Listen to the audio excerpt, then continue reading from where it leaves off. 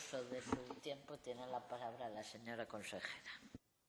Muchas gracias, señora presidenta. Señorías, buenos días. Efectivamente, comparezco ante esta Comisión de Agroganadería y Recursos Autóctonos para presentar y debatir el documento La PAC 2014-2020, Estado de la Cuestión, Aplicación en Asturias. Señorías, el debate sobre la reforma de la política agrícola común llega a su fin después de un largo proceso que se inició hace 5 años.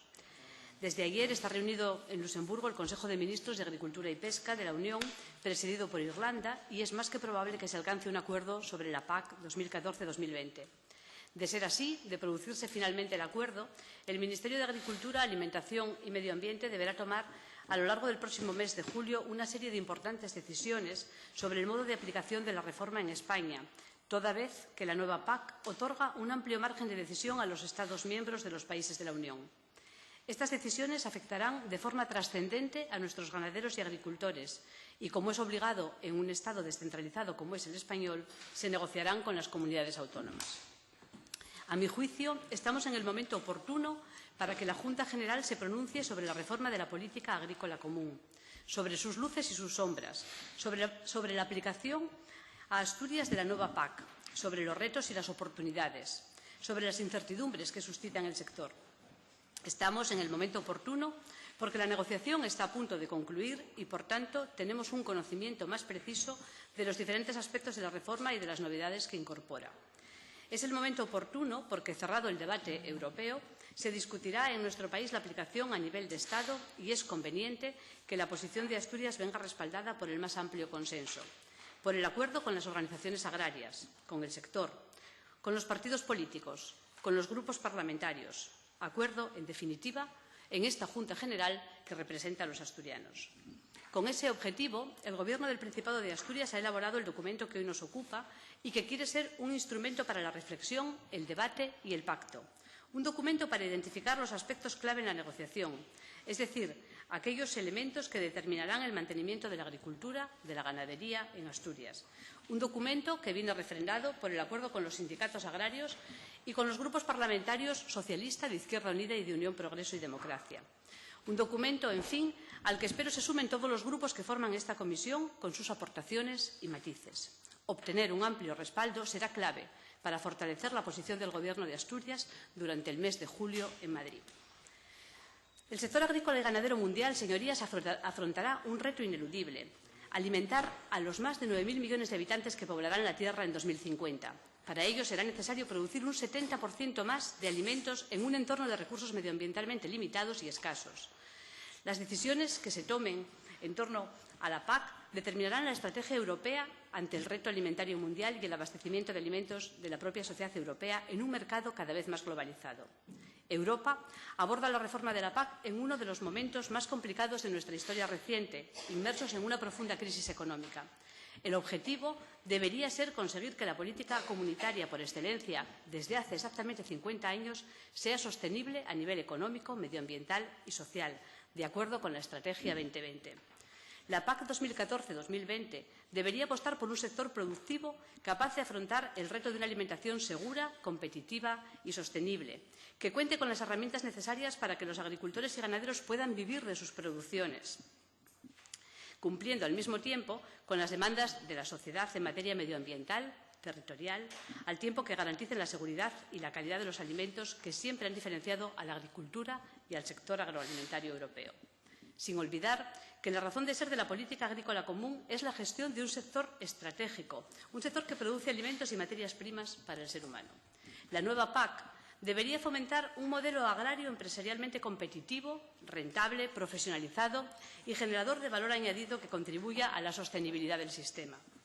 Somos conscientes de que la reforma de la PAC post-2013 se está produciendo en un nuevo y complejo escenario sociopolítico derivado de los efectos de la profunda crisis económica surgida a partir de 2008. Una crisis que impone drásticas medidas de austeridad en el gasto público, con especial rigor en algunos países miembros, y que propició en la sociedad europea una creciente posición de vigilancia hacia el modo en que se gestionan los recursos públicos y a cuál es su destino. Esta posición de atención se convierte en muchos casos en crítica desmesurada, a la que no es ajeno el gasto agrario generado por la política agraria común. Todo ello sin olvidar que la PAC ha tenido siempre detractores que mantienen tradicionalmente una posición basada en el ya viejo axioma de que la PAC absorbe prácticamente el 40% de los presupuestos y solo concierne al 5% de los activos en Europa. En este momento se hace más necesario que nunca legitimar socialmente todas las medidas que se propongan en esta nueva PAC, y más en concreto las ayudas a renta, para evitar el riesgo de que la sociedad europea no valore adecuadamente el papel que la agricultura y, por extensión, los agricultores realizan. El acuerdo suscrito a principios de año entre los Estados miembros que fija el marco financiero plurianual es fiel reflejo del contexto de crisis y de las denominadas políticas de austeridad que suponen un importante recorte de los recursos disponibles. La nueva PAC post-2013 estaba llamada a abordar tres grandes retos: económicos, ambientales y territoriales. Respecto de los económicos, y partiendo de la constatación de cómo la actual crisis económica está generando índices de paro muy elevados, estamos obligados a hacer una profunda reflexión sobre el papel que juegan algunas medidas de la política agrícola común, para concluir que en ningún caso esta debería plantear la sustitución de capital por trabajo y, por lo tanto, la disminución del número de trabajadores en activo en la agricultura europea. Por ello, en paralelo, se deberían vincular y establecer gradientes en las ayudas a renta en función de la condición de ser agricultor profesional o a título principal. Por otra parte, no debemos olvidar el determinante papel que juega la agricultura en la generación de actividades económicas, que llevan asociado empleo en zonas rurales que casi siempre se ven afectados por condiciones de naturaleza muy variada, en las que la creación de puestos de trabajo resulta casi siempre mucho más difícil en comparación con los territorios urbanos y periurbanos. Precisamente, dado que se hace necesaria la generación de empleo derivada de la actividad no agraria en esas zonas rurales, es por lo que no debemos obviar el papel determinante que iniciativas como la LEADER juegan en la diversificación del tejido productivo. En cuanto a los retos ambientales, los referentes de la nueva PAC deben ser unas prácticas agrarias con una menor emisión de gases de efecto invernadero por unidad de producción, con una mínima degradación de los suelos, manteniendo la calidad del agua y del aire y conservando los hábitats y la biodiversidad de los muy distintos ecosistemas europeos. Finalmente, y respecto de los retos territoriales, la nueva PAC debería tener entre sus objetivos prioritarios la revitalización de los territorios rurales más frágiles y, a la vez, valorar el determinante papel que juegan en estos territorios la actividad agraria, lo que implica un reconocimiento a modos de producción perfectamente integrados en el territorio. Por todo lo anterior, asistimos con preocupación a la definición de una nueva política agrícola común que no está soportada económicamente por un marco financiero suficiente, que en principio no será generadora de empleo, pues no vincula las ayudas a renta a la producción, sino a la superficie, ni contribuirá a desarrollar un sector primario más profesionalizado. Una PAC que tiene una orientación más agraria que ganadera, lo que tendrá consecuencias en regiones que, como Asturias, han especializado su producción en el vacuno, carne y leche y que por sus condiciones orográficas no pueden modificar esta especialización. La PAC debería tener en cuenta la estructura productiva, la competitividad, la eficiencia, el conocimiento y la productividad, y debería apoyar estos aspectos que son la base del mantenimiento de las explotaciones en un escenario global. Hace meses, cuando se inició la nueva reforma, el debate se situó en torno a la necesidad de legitimar la política agrícola de Europa frente a los ciudadanos europeos, que son, en definitiva, quienes la pagan. Desde la primera comunicación de octubre del año 2011, los principios estaban señalados. Europa quería una política agrícola que asegurase la provisión de alimentos sanos y seguros, que contribuyese al mantenimiento de ecosistemas complejos, es decir, que tuviera una función medioambiental y que favoreciera la presencia humana en los espacios territoriales, que, de no ser por la agricultura, estarían condenados al despoblamiento, los espacios rurales. Una revisión de la PAC debería, en todo caso, reflexionar acerca de la necesidad de redefinir los principios y los fundamentos en los que se ha venido apoyando en los últimos años, y debería plantearse la necesidad de otorgar un marco más estable al sector primario, que ha venido sufriendo profundos y continuos cambios de la política agrícola europea que han condicionado de forma muy importante su rentabilidad.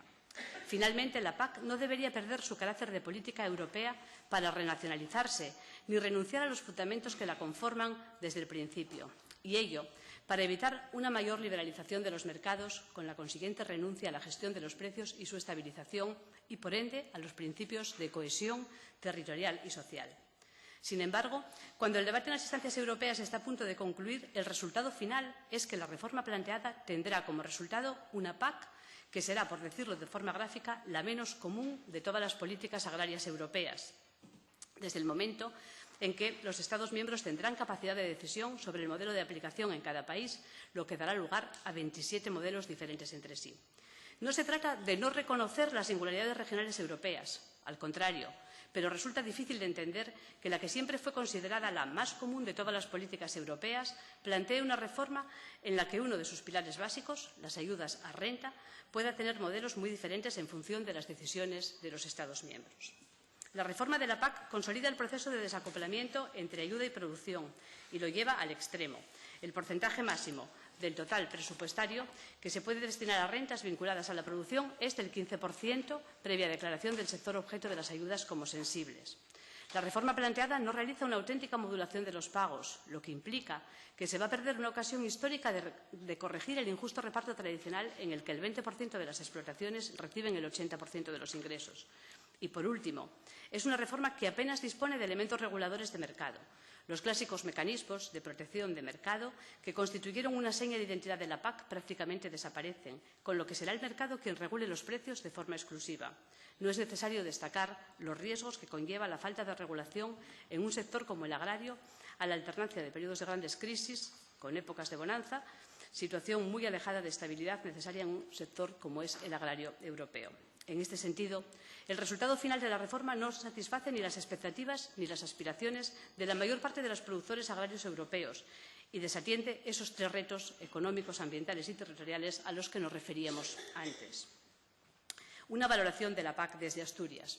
Señorías, Asturias es una región con apenas 1 millón de hectáreas de superficie geográfica, de las cuales solo 599.646 son superficie agraria útil y de ellas 438.855, en torno al 73%, son pastos permanentes. Además, nuestra región es un territorio con grandes limitaciones naturales, donde la calificación de zona de agricultura de montaña supone el 80% de nuestra superficie y las producciones ganaderas, vacuno, de carne y de leche, son un todo con un sistema productivo muy diferenciado. Así, sobre la franja costera se asienta mayoritariamente la producción de leche, mientras que la media y alta montaña constituye el espacio ocupado por las explotaciones de vacuno, de carne, que conservan, en muchos casos, sistemas de manejo del ganado muy arraigados en el territorio, como la transhumancia estacional de rebaños, que permite un mejor aprovechamiento de los pastos de altura.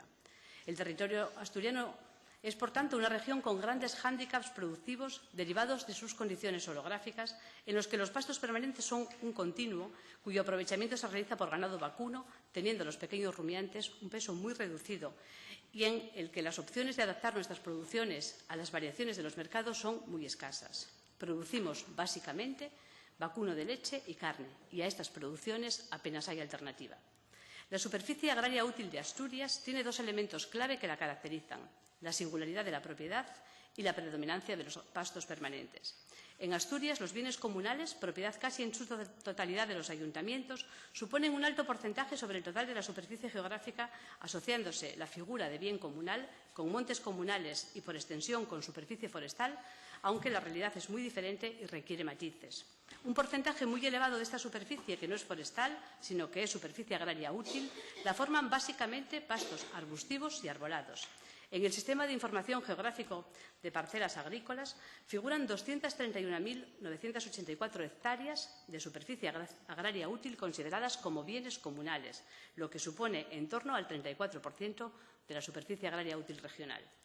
En la SAU asturiana, los pastos permanentes representan un porcentaje muy elevado, superior al 80%, lo que condiciona el tipo de aprovechamiento que se realiza de estas superficies y que solo puede ser a siega o a diente por el ganado vacuno y, de forma casi vestigial, por el ovino caprino, siendo muy pocas las hectáreas que se dedican en Asturias a otros cultivos que no sean la producción de forrajes para la alimentación animal. Somos una región con un porcentaje muy elevado de zonas con limitaciones naturales. De los 78 municipios asturianos, solo 9 no están calificados como zonas con limitaciones naturales. Los 69 restantes son considerados municipios con limitaciones naturales por su condición de ser zonas de agricultura de montaña. Por tanto, Asturias es una región con un porcentaje muy elevado de zonas de agricultura de montaña, con grandes hándicaps productivos. Además, el vacuno de leche y carne aportaron en 2009, según las referencias estadísticas de Agricultura Asturiana 2009-2010, el 79,9% de la producción final de la renta agraria, que incluye la producción animal y vegetal. Estos datos ponen de manifiesto la gran dependencia que tenemos de las producciones derivadas del ganado vacuno, máxime cuando las obtenidas en la rama vegetal son en un alto porcentaje utilizadas para la alimentación animal. El modelo de explotación agraria asturiano se aleja mucho del que tienen las grandes explotaciones europeas. En su inmensa mayoría se trata de explotaciones de carácter familiar, que están en una continua readaptación a las necesidades que les impone un mercado en constante evolución. En los últimos decenios han venido realizando un continuo y mantenido esfuerzo inversor con el objetivo de mejorar sus estructuras productivas y sus sistemas de gestión, por lo que podemos afirmar que, en general, nuestras explotaciones sufrieron una radical y profunda transformación que las aleja de aquellos modelos productivos anteriores, en los que, tanto por su tamaño como por su nivel tecnológico, se les impedía alcanzar umbrales de viabilidad económica. En lo relativo al sector forestal, es cierto que no existe una política forestal común, pero a la vez existen medidas aplicables en este sector que pueden financiarse a través del FEADER, si se incluye en el Plan de Desarrollo Rural Regional.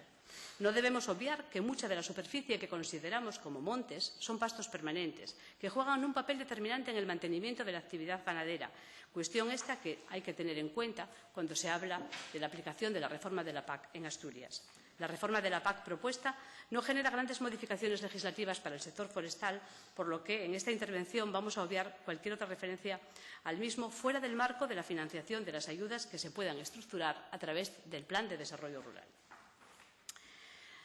Tenemos, señorías, como ustedes conocen, un documento de acuerdo con los grupos parlamentarios y también con los sindicatos asturianos. Y parte de una cuestión previa, y es que tenemos que hacer una profunda reflexión sobre el papel que juegan algunas de las medidas de la PAC,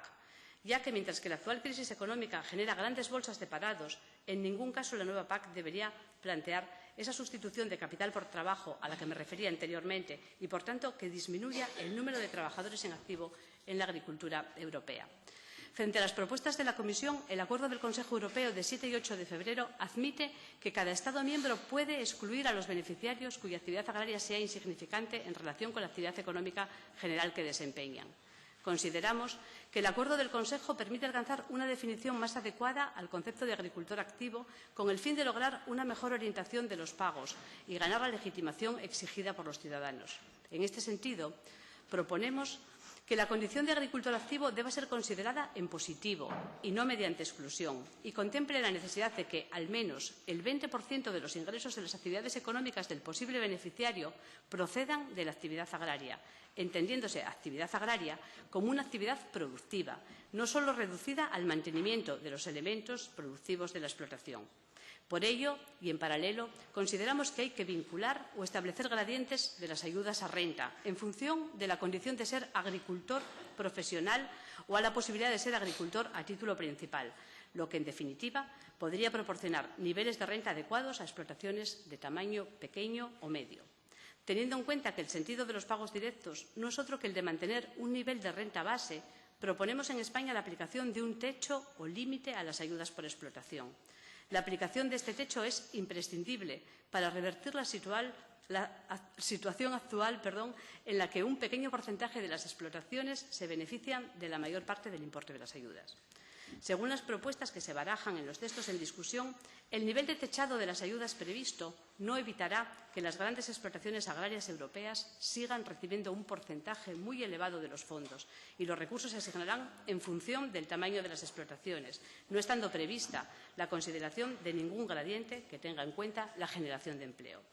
Consideramos que la propuesta de la Comisión, los primeros 150.000 euros de ayuda no estarán sujetos a ninguna modulación y a partir de esos 150.000 se establecerán porcentajes crecientes de reducción hasta llegar a un límite máximo de 300.000 euros de ayuda por explotación que se fija como el máximo nivel de ayuda posible, debería ser un punto de partida de mínimos y proponemos que además exista una modulación de los pagos en función del tamaño de la explotación, de modo que las 50 primeras hectáreas reciban un importe mayor por hectárea que el resto. De esta forma se discriminan positivamente las pequeñas explotaciones familiares más intensivas en empleo. La aplicación de las propuestas conocidas de la PAC post-2013 en Asturias generan en la actualidad grandes expectativas, también incertidumbres, derivadas en muchos casos de nuestras singularidades productivas. En lo relativo a esa singularidad productiva de la superficie agraria útil, los pastos permanentes son un porcentaje muy elevado y, como habíamos comentado, su único aprovechamiento en muchos casos es el pastoreo. Aunque la nueva PAC reconoce explícitamente su valor como biotopo singular a conservar, las producciones ganaderas, que son el resultado productivo final del uso de esas superficies, no están diferenciadas ni reconocidas expresamente en las propuestas de los reglamentos, siendo ellas la última razón de ser y existir de estos pastos permanentes. Por eso, aunque las propuestas conocidas de los reglamentos sí reconocen ese alto valor medioambiental de los pastos permanentes, no existe una apuesta presupuestaria de apoyo decidido sobre los mismos. Entendemos que el reconocimiento del alto valor medioambiental de nuestros pastos permanentes y/o temporales no se ve reflejado en las propuestas presupuestarias de la Unión Europea. La situación actual planteada de que estos pastos permanentes cumplan intrínsecamente las condiciones para cobrar greening nos parece un factor de compensación excesivamente reducido, que en ningún caso es suficiente si tenemos en cuenta la obligación que conlleva del mantenimiento de los mismos. Y en cuanto a la excepción que se hace para estos pastos permanentes de no verse obligados a hacer una rotación de cultivos, es evidente, señorías, que sería imposible llevarla a cabo, porque entonces dejarían de ser aquello que su propia definición de permanentes establece. Nos manifestamos a favor de mantener el porcentaje del 30% de las ayudas directas destinadas al componente verde, el llamado greening o enverdecimiento, y no compartimos el planteamiento que se hace desde el Ministerio en cuanto a la aplicación del cálculo del 30% a nivel individual, siendo coherentes con el principio de que los posibles flujos financieros que se originen deben ser consecuencia del modelo de política adoptado y no un prerequisito para el diseño de la política. Solo así se podrá asegurar la aplicación de la reforma en nuestro país, tendrá en consideración el compromiso medioambiental que exigen los ciudadanos. También estamos a favor de una convergencia interna total, que considere un importe único de ayuda por hectárea o, en el peor de los casos, un ritmo de aproximación de dichos importes más acelerado al que representa el modelo de convergencia externa acordado por el Consejo. Consideramos que los rendimientos históricos no legitiman la aplicación de diferencias de cálculo de la ayuda por superficie, mientras que de aplicarse algún criterio diferencial para establecer distintos niveles de apoyo, sería el empleo agrario asociado a dicha superficie el único criterio defendible en un momento en el que el paro es el mayor problema de nuestro país. Por ello, estamos en contra de la regionalización del sobre nacional entre las distintas comunidades autónomas, regionalización administrativa, y también de tomar en consideración la tipología productiva, regionalización productiva. Como ya planteamos, entre las singularidades de Asturias existe una conjunción pastos permanentes, ganado vacuno, que siendo en sí mismos un todo debería tener un tratamiento singularizado y el acoplamiento de la producción tiene que ser la seña de identidad de esos sistemas productivos, con la consiguiente discriminación y reconocimiento reglamentario. De no verse compensados estos tradicionales sistemas productivos únicos, sostenibles medioambientalmente y asentados en territorios frágiles, se verá fuertemente comprometido su futuro y con ello se comprometerá la conservación de un territorio de alto valor medioambiental. Por ello, le exigiremos al Ministerio de Alimentación, Agricultura y Medio Ambiente la declaración de sectores sensibles y, por tanto, ayudas acopladas para el vacuno de leche y, en el caso del sector vacuno de carne, el mantenimiento de las ayudas acopladas a la producción de nodrizas se hace imprescindible para evitar un abandono que tendría gravísimas implicaciones ambientales debido al efecto negativo que la desaparición de la ganadería extensiva tendría en los ecosistemas de montaña de la cornisa. El vacuno lechero en nuestra región suma singularidades propias a las causas de la crisis en las que está inmerso el sector en el conjunto de la Unión Europea. La existencia de hándicaps productivos derivados de que más del 92% de la leche que se produce en Asturias lo haga en zonas de agricultura de montaña y la gran dependencia de los pastos permanentes de nuestras explotaciones genera singularidades que también tienen que ser tenidas en cuenta. El desmantelamiento de la Organización Común de Mercado, de la OCM, de la leche y de los productos lácteos, que se inició en la Agenda 2000 y que continuó en las sucesivas reformas, dio como resultado una profunda transformación de esta OCM. Hoy no existen prácticamente mecanismos de intervención de los mercados y la cuota, que tradicionalmente fue un elemento de intervención y clave para el mantenimiento de este sector en zonas con hándicaps productivos, juega un extraño papel en una OCM en condiciones de mercado muy distintas a cuando se diseñó la aplicación de cuotas para el sector. Estamos a la puerta de la desaparición de las cuotas lácteas y esto es un factor que contribuye a agravar aún más la incertidumbre ya existente. En el caso del vacuno de leche, es absolutamente imperativo, con el fin de impedir lo que podría conducir al completo abandono de la producción de las zonas de montaña. La supresión desde el año 2015 del régimen de cuotas hace previsible una concentración de la producción que minimice los costes de producción y, a su vez, reduzca los costes de recogida de la leche. Ante ese escenario, únicamente la consideración de ayudas acopladas a la producción y basadas en esa condición de vulnerabilidad de la actividad puede ofrecer el incentivo necesario para el mantenimiento de la actividad de producción lechera. Es necesario un especial reconocimiento para el conjunto de singularidades de nuestro sector lácteo asturiano. El hecho de estar localizado, en su inmensa mayoría, en zona de agricultura de montaña, creemos que debe determinar una apuesta decidida del Gobierno de la Nación por el mantenimiento de la actividad de producción de leche en este tipo de territorios. Somos una región con un porcentaje muy elevado de zonas de agricultura de montaña, con grandes hándicaps productivos y sin posible alternativa a las producciones derivadas del vacuno. Entendemos que ello tiene que tener un reconocimiento más singularizado dentro de las zonas con limitaciones naturales. Y no entendimos, ni entendemos, como tampoco lo hizo el Tribunal de Cuentas Europeo y la propia Comisión reconoció a posteriori, que los parámetros de calificación de las antiguas zonas desfavorecidas permitiesen integrar gran parte del territorio europeo como zona desfavorecida. Para nosotros, el reconocimiento de la singularidad de la agricultura de montaña que muchos documentos de la Unión realizan no es más que una fuente de frustración, ya que reglamentariamente no vemos reflejado ningún tratamiento diferenciado. Son necesarios criterios rigurosos para integrar territorios en zonas con limitaciones naturales con un reconocimiento explícito y diferenciado para la agricultura de montaña, que implique compensaciones económicas para evitar que estos hándicaps productivos provoquen el abandono de estas producciones y, por tanto, agudicen el ya muy alto porcentaje de despoblamiento y envejecimiento de estos frágiles territorios. Esto, que es una vieja aspiración del Principado de Asturias, esperamos que la nueva PAC satisfaga, aunque es cierto que vemos pocos avances en esta cuestión con respecto a la situación anterior.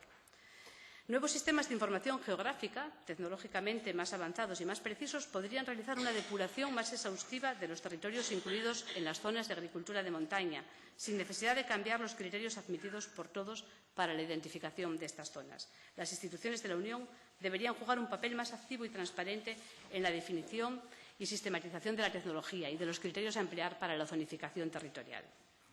Respecto al segundo pilar, somos una región con una clara apuesta mantenida en los programas de desarrollo rural que se incorporó a las regiones de renta plena. Sin embargo, hoy tenemos condiciones socioeconómicas derivadas de la crisis económica que hacen que esta región tenga una alta tasa de paro, con especial incidencia en la población joven, y una caída de la renta per cápita. El reconocimiento de condiciones regionales de nuestro sector agrario debería ser determinante a la hora de realizar el reparto de los fondos del FEADER. La apuesta presupuestaria desde Asturias en anteriores periodos de programación ha sido muy superior a la media, tanto a nivel de cofinanciación como de financiación adicional, lo que sin duda ha permitido realizar una apuesta sectorial seria y decidida. Consideramos que sigue siendo necesario el mantenimiento de 17 planes de desarrollo rural, ya que la decisión sobre los fondos del FEADER debe tomarse fundamentalmente por parte de las comunidades autónomas y, en caso de que existiera un PDR nacional, debería responder al consenso alcanzado tanto sobre las actuaciones a desarrollar en el ámbito supraautonómico como sobre su contenido económico, cuantía, tasa de cofinanciación, etc. Para el nuevo periodo de programación se debe producir una fuerte reprogramación de las medidas. A modo de ejemplo, algunas de ellas, como el cese anticipado de las explotaciones agrarias, ya no son contempladas en las propuestas de reglamento. La indemnización compensatoria de montaña tiene en las propuestas de reglamento conocidas una medida aplicable en el primer pilar para la compensación a zonas con limitaciones naturales. Ello nos llevará a modificar en profundidad el planteamiento del actual ICM. Por el contrario, pensamos que medidas como la incorporación de jóvenes o los planes de mejora deben ser ejes vertebradores de las medidas a plantear en el próximo periodo de programación. Debe contemplarse en el Programa de Desarrollo Rural la adaptación de algunas ayudas relevantes, como son aquellas destinadas a empresas que transforman y comercializan productos agrícolas y ganaderos, consiguiendo de manera específica que dicha financiación aumente el valor añadido de los productos agrícolas o mejore la competitividad de la agricultura y la silvicultura. Estas ayudas, además del objetivo anterior, han de permitir una mejora de la competitividad de las empresas y una mayor internacionalización de las mismas. En lo relativo a la regulación de mercados, es importante profundizar sobre la aplicación de la normativa de la competencia para que nos aproxime a la interpretación de otros socios comunitarios, porque está perjudicando enormemente a sectores vulnerables, en especial al lácteo, así como a la mejora del funcionamiento en las cadenas de valor. Pero, en todo caso, se debería utilizar el segundo pilar como atenuante de efectos indeseables que la aplicación del primer pilar podría provocar. Podrían utilizarse nuevas medidas del segundo pilar con carácter sectorial para corregir pérdidas de renta provocadas por la aplicación de los reglamentos de la Unión Europea o por las decisiones de la Administración General que el Estado adopte respecto al modelo de aplicación nacional. En el próximo periodo de programación, el enfoque LEADER sigue siendo obligatorio en todos los PDRs para fomentar el desarrollo local endógeno, siempre a través de un planteamiento ascendente. Han de garantizarse las estrategias de desarrollo local aplicadas a nivel territorial y en el ámbito colectivo. En el nuevo periodo es imprescindible centrarse más en el territorio que en el beneficiario. En la situación actual, en la que desconocemos los recursos presupuestarios de los que vamos a disponer para el próximo periodo de programación, porque aún no se conoce el reparto de fondos a nivel de la Unión Europea para cada Estado miembro, ni los criterios que el Ministerio va a utilizar a nivel del Estado español, resulta más que prematuro aventurar de forma definitiva qué medidas deberían implantarse o cuáles deben ser los recursos presupuestarios a aplicar por medida. Por lo tanto, nos hemos limitado a hacer un planteamiento global y general de por dónde creemos que debe enfocarse el nuevo programa operativo. Señorías, señora presidenta, el documento acerca de la reforma de la PAC, del que disponen desde hace varias semanas y que hoy presento formalmente ante la Comisión, es una herramienta, es lo que quiere ser, una herramienta para el debate y confío en ello para el acuerdo. En mi opinión, es importante que esta Cámara sea capaz de definir los aspectos fundamentales que afectarán a la ganadería asturiana, a nuestro sector primario productor y transformador, a los artífices de la diversificación económica del medio rural. Todos ellos son los destinatarios últimos de la política agraria común. Y el objetivo es, una vez definidos los aspectos medulares de la reforma, incorporarlos a la discusión para que el próximo mes de julio, cuando tenga lugar en el Ministerio de Agricultura la negociación, Asturias pueda tener una posición sólida. Si somos capaces de establecer ese acuerdo marco con todos los grupos parlamentarios, un acuerdo que se sume al ya alcanzado con los sindicatos agrarios, Asturias negociará en una posición solvente. En ese caso, les propongo que el acuerdo se plasme en una declaración institucional que podría aprobar el Pleno de esta misma semana. Finalizo ya. El mes de julio será el mes en el que se produzca el mayor avance en la definición del modelo de aplicación de la reforma en España. El Ministerio tiene previsto culminar el proceso la última semana de ese mes. Por eso, señorías, me brindo a mantener un permanente contacto con los grupos parlamentarios con el fin de trasladarles toda la información minuto a minuto y de mantener una posición compartida, como es evidente, en defensa de nuestros ganaderos. Nada más, señora presidenta. Muchas gracias. Gracias, señora consejera. Para el turno de preguntas tiene la palabra el Grupo Mixto.